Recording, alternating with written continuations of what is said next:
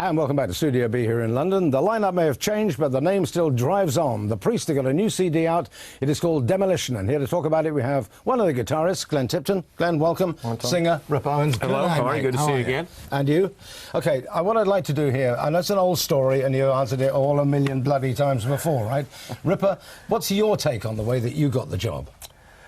Well, you know, a good lucky break, really, to get... I got a videotape over there. Scott Travis, the drummer, had a videotape. His friends videotaped me, gave it to Scott, brought it over to the band. They were doing some rehearsals, getting ready to look for a new singer. And fortunately, it was the right time to take it over. And next thing I know, I pick up the phone. It's Judas Priest on the phone saying, "We want you to fly over here and audition." Did they send you a ticket? Yeah, they did. You know, luckily, because I might have been in trouble then, ready to get the visa out. But right off the plane, right to Wales, and they said, "Let's go to sleep. Just go to sleep. We'll do it tomorrow. You can audition." And I said, "There's no way I can go to sleep tonight. You're crazy." And hooked it up, sang "Victim of Changes," sang the first line of the song, and Glenn said, "You got the gig." Pushed the buttons at Owens, you got the gig. And that was actually now, what, 3-4 years ago? 96. 96. February of 96. Right. Glenn, what's your take on the story? Exactly the same. We couldn't quite believe it. We'd looked for 5 years.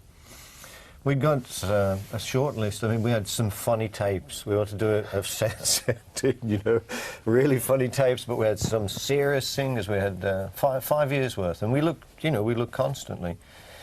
And we got a short list of 10 excellent singers, but I knew, and I think everybody else in the band knew, that we hadn't got Judas Priest singer. And so when we got this tape at the last minute, and we flew him up, I phoned him up and I said, "Look, I couldn't believe."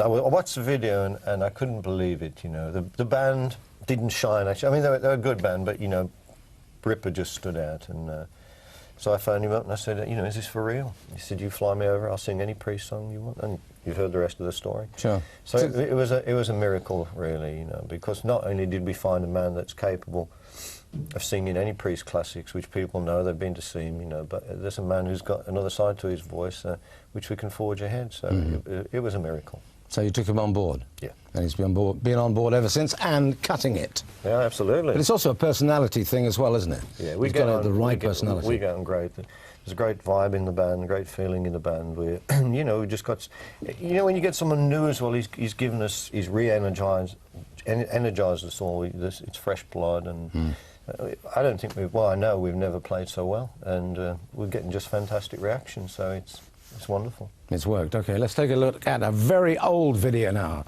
This is Living After Midnight.